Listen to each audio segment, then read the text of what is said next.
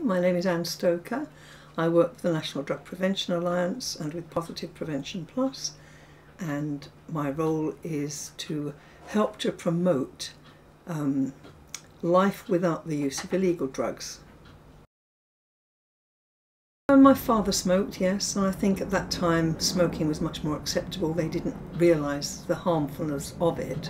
So as a child I wasn't really aware that my father was harming himself from smoking. And when I was young and first at work or at college, there were very, very few people that were using drugs. The majority of the people that I knew were not drinkers. It wasn't something that was so accepted as it is now. When young people did go out for a drink, they tended to have a drink or a few drinks, but they certainly didn't binge drink in the same way. And they, to get drunk was considered to be, not very cool, really. That was in the 50s and 60s, and it was a suburban area west of London. My job as a youth worker brought me into contact with a lot of youngsters, and at that time I would say sort of 25% of them were using cannabis, but it was only 25% compared to the majority of kids that came to our youth clubs. Late 70s, early 80s. They tended to be youngsters that were not academic. They tended to be kids who weren't very happy in school. They tended to be youngsters that didn't really have much ambition for their future. Apart from coming to the youth club, most of them didn't have any other interests or hobbies that I knew of. I think because I worked in this field for a very long time and I have seen the problems that heavy drug use can bring to the individuals and to their families and to the society around them, I can see that drug use is harmful. And I think the message that a lot of young people are getting from the media is drugs are glamorous, that it doesn't really do them any harm, and that cannabis in particular is okay. And there's very mixed messages coming out altogether. And I think that for every time you will see an article in the newspaper or something on television which is in any way anti-drugs or anti-cannabis, you will get dozens of people who are drug users who will shout and holler and scream and write letters and say, nobody ever died from using cannabis, etc. So the general message that the young people are receiving is not correct. Even in drug education or so-called drug education, they're using materials that give wrong messages. They're giving them informed choices messages. I would like to say to adults and teachers who use that kind of drug education, if you give a young person a choice of doing something, you really have to be fair about what you're doing. There is a choice. Do you want to eat this chocolate or this chocolate? And whatever they choose is fine because you have given them that choice. If you're going to say to them, this is the information about drugs, now it's up to you, it's your choice, what are you going to do? If the child then says, I think I'll use drugs because I'm told they're fun and lots of people do it and they're not harmful, what are you then going to do about it? Are you going to just sit back and allow the child to get into something which is addictive, which is against the law, which is a problem for a lot of people, and not do anything about it because you've given them that choice? You don't say to a child, you have a choice whether you drive a car at 16 or not. You have a choice whether you come to school or not. You say, this is the law, this is what you have to do, and you are teaching them. Laws are there to be obeyed. If you don't like the laws, try and change them. I get really cross when people say this, The programme was not telling youngsters to just say no. It was after school clubs, it was involving parents, it was getting youngsters involved with things in the community. And by doing that, discouraging them from getting involved in drugs. It wasn't a just say no. And that phrase, just say no, has been used or twisted to mean you just go into a classroom and you say to kids, no, just say no. And it was never that. And it never could be that. If you go to a group of people who are just beginning to find their way in the world. They're just beginning to find their feet. They're just beginning to become able to make decisions for themselves about things. And if you say to them, oh, just say no about that, most youngsters would just say, well, why not? So just to say don't do it, just say no, isn't enough. You need to be able to talk about it. You need to be able to give them adequate information, honest information, and you need to be encouraging them to do other things in their lives where they're not going to need or want to do drugs. It's a whole culture thing. It's not just saying don't do it. So in some ways you're talking about giving them an informed choice. No, I'm not giving them an informed choice. You don't give a young person a choice to do something that's illegal. You're just giving them information. You give them accurate information. And for every 10 websites that are pro-drugs, you have to show them other websites that are showing them the research that give them what can happen to them. You don't just give them one side of a story. You give them both sides of a story, and you say, and by the way, you can't do this anyway because it's illegal. If it was legal, then it would be up to you, but it isn't.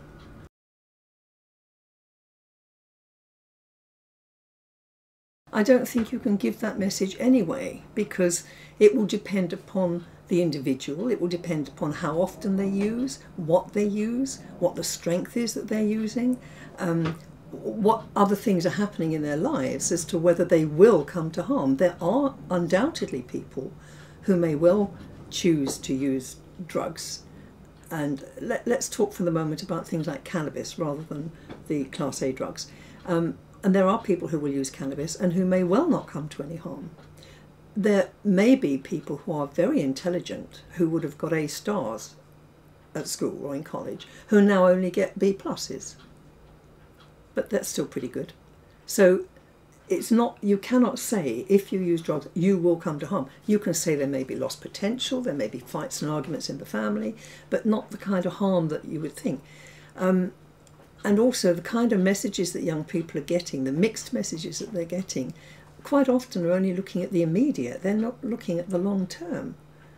And that's very difficult. You know, that for young people, they want something now. They're not used to delayed gratification.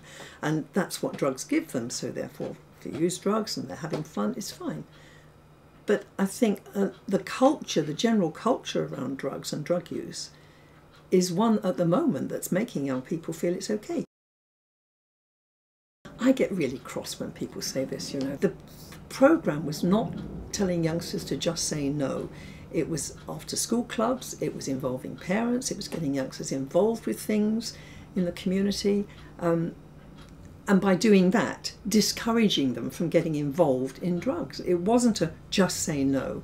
And that phrase, just say no, has been used or twisted to mean you just go into a classroom and you say to kids, no, just say no. And it was never that. And it never could be that. If you go to a group of people who are just beginning to find their way in the world, they're just beginning to find their feet, they're just beginning to become able to make decisions for themselves about things. And if you say to them, oh, just say no about that, most youngsters would just say, well, why not? So just to say don't do it, just say no, isn't enough. You need to be able to talk about it. You need to be able to give them adequate information, honest information, and you need to be encouraging them to do other things in their lives where they're not going to need or want to do drugs. It's a whole culture thing. It's not just saying don't do it. So in some ways you're talking about giving them an informed choice. No, I'm not giving them an informed choice. You don't give a young person a choice to do something that's illegal. You're just giving them information. You give them accurate information. And for every 10 websites that are pro-drugs, you have to show them other websites that are showing them the research that give them what can happen to them. You don't just give them one side of a story. You give them both sides of a story, and you say, and by the way, you can't do this anyway because it's illegal. If it was legal, then it would be up to you, but it isn't. Heroin and cocaine were the top 2 most dangerous drugs. Alcohol and tobacco also sat in the top 5, ahead of LSD, ecstasy, and a number of other drugs. How can you make sense of that? Because how can you cannot do that. You cannot scientifically compare like with unlike. That's just not possible. You know, if you're going to do something scientific, you've got to be able to compare like with like, and you cannot do that. And also, who did this study? Who took these measurements? What were they measuring? Were they measuring the physical effects? Were they measuring how quickly the physical effects came on, how long they lasted? Were they looking at long-term effects? Were they looking at emotional effects? Were they looking at... You can't do that. That just does not work. I don't think the ACMD is balanced in any way whatsoever. You know, they have people on the ACMD who are... I can't say outright they are pro-drugs, but they're certainly not pro-prevention. So you don't consider that the study they did and said was a scientific study? No, not at all. It certainly wasn't. It couldn't be. You cannot compare, you know, eggs with potatoes, and you can't compare heroin with tobacco or alcohol with, you know, you just can't do that. You're not comparing like with like. And on what grounds did they measure and how did they measure? No, it can't be done. Because with alcohol, it is a substance that it is possible for you to have 1 or 2 glasses of wine with no very powerful effects that can be used as a beverage. And I think there are something like 2% of the population who actually carry a gene which will predispose them to become addicted to drugs or alcohol if they use it. And, you know, for those people, you know, just having a little bit of alcohol now and again may well not be a good idea. But for the majority of the public who don't carry that particular gene, alcohol can be used as a beverage and has been for many, many, many years. Young people do not use drugs as a beverage. You know, they don't use drugs, you know, just for... They use it to get high. That's not the reason why people use alcohol. They don't use alcohol to get high. Tobacco is different, and as you very well know, we are doing everything we can to discourage people from using tobacco, and it's working. You know, lots and lots of messages are coming out, and the messages are all the same. Don't smoke, smoking's not healthy, smoking can do you harm. So there are no mixed messages coming out about cigarettes, sorry. Alcohol and tobacco have been legal for many, many years, and because alcohol can be used as a beverage. If you can use the thing as a beverage, why should you ban it? You can put cannabis in tea, as I understand, and drink it. You can put cannabis in tea? Yeah, you can. Yeah. So you're using it as a beverage? No, you're using it to get high. Nobody drinks a cup of cannabis tea because they want a cup of tea. They use it to get high. That's the big difference between it. What do you mean by using alcohol as a beverage? You can have a glass of alcohol with a meal, or just because you're thirsty, you want to have a lager or something. You're having it to quench your thirst, you're having it because it helps your food. You don't have it because you want to get high or because you want to get drunk. It's different. I think if people are having 1 or 2 alcoholic drinks a day and they don't carry that gene that predisposes them to becoming addicted to it, they may well be having those 2 drinks because if it's something like lager because they're thirsty, but it may well be that they like the taste. But I don't think that 1 or 2 drinks a day is going to make any real difference for someone, particularly if they're using it every day, to their behaviour and so on. They're not going to get giggly on 2 glasses of wine, are they? I get giggly on a glass of wine. Well, actually, I can get giggly on a trifle, but then I think I carry that gene, and so I wouldn't drink. Cannabis has a potential to be far more harmful to young people. And because when you say that they will be doing it at home, you've then got to widen that out and say, okay, they're doing it at home, but where are they going to get this from? So are you saying that okay, let's legalise it so that people can just have 1 or 2 joints at home? Who are you going to legalise it for? Who would you legalise it for?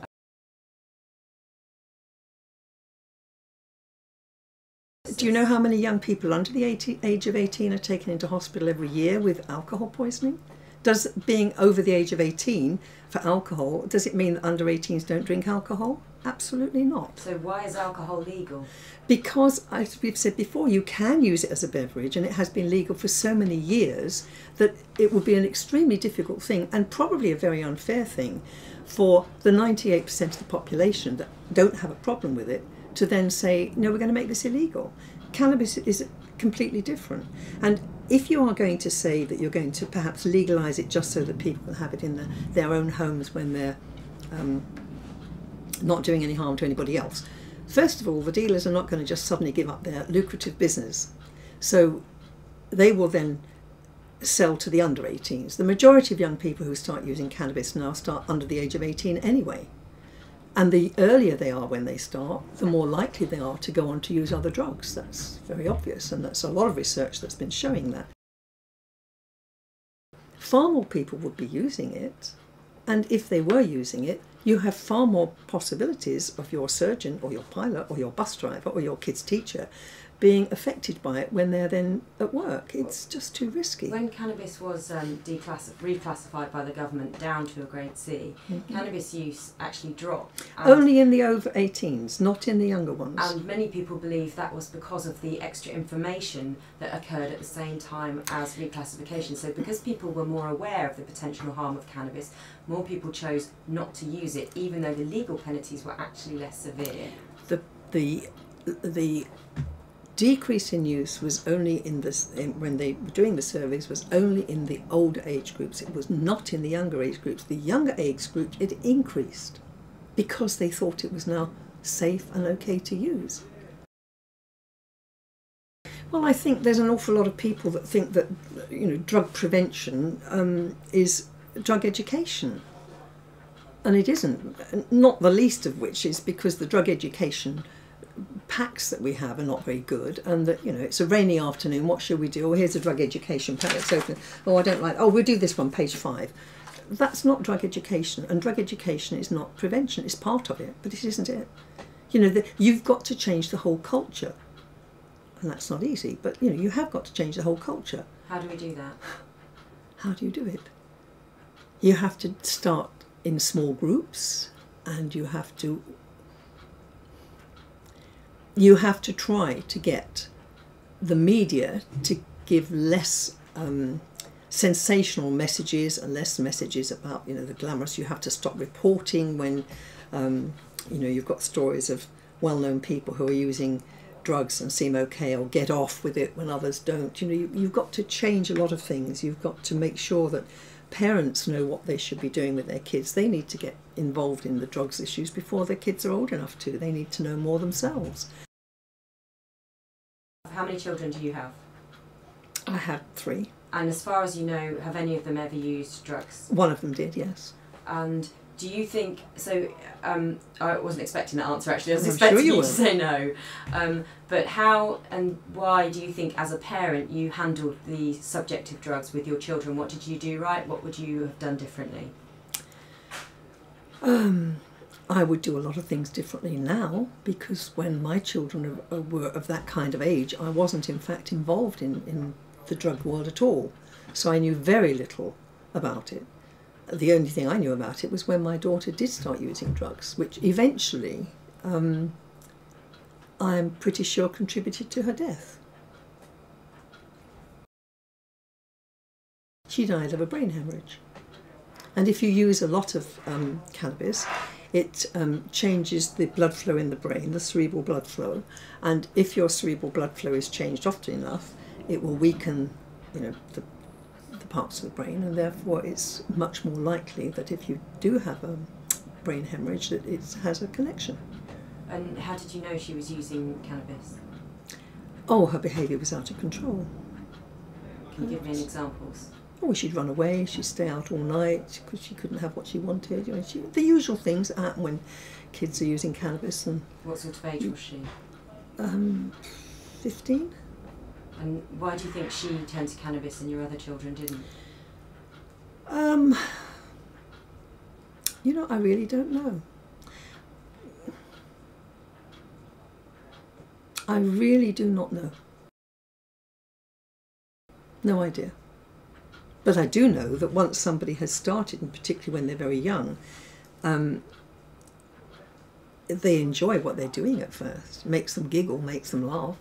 I've worked with some young men, boys in a youth club, and the only time that you ever saw them laughing is if they were stoned. And I thought that was a bit sad, really, that they didn't know how to enjoy themselves or how to have fun or how to laugh unless they were stoned. I've said that when my grandson was going off to secondary school, quite a lot of his friends would probably want to be involved in the drugs field. Has he ever been offered drugs? No. Does he know what he would say if they asked him? And I'd say no. And then we talked about ways you can say no without looking silly or a wussy or losing your friends. I did a very quick diagram and showed him how cannabis can I would have to do this with a diagram with you. Show him a diagram with the brain cells and how the messages are going across with the neurotransmitters, and how if you're smoking cannabis, the THC will sit on the outside of this cell, and therefore a message can't go through there, it has to go somewhere else, and that takes time, which is why people who are using cannabis often think slowly. That can affect their education, and so on. Yeah, just a really very basic but general chat about cannabis and what it can do. I just think that you need to work on the positive. When we've worked with teenagers, we always look for and expect the best from them, and you encourage them to help each other. You teach them how they can resist peer pressure to do things that they don't really want to do without appearing foolish. And there's all sorts of techniques, that you can use, that you can teach them about, and you tell them that they're worth more than drugs. I sometimes show them this picture, which I think is very powerful. Here we have a girl of 18 who was picked up on a drugs charge in New York and photographed, and you can see she's bright-eyed and bushy-tailed, and then we go through each time she was picked up, and this one here was 3 years later. And here she is clean at last, but she's only 30 and she looks quite a lot older.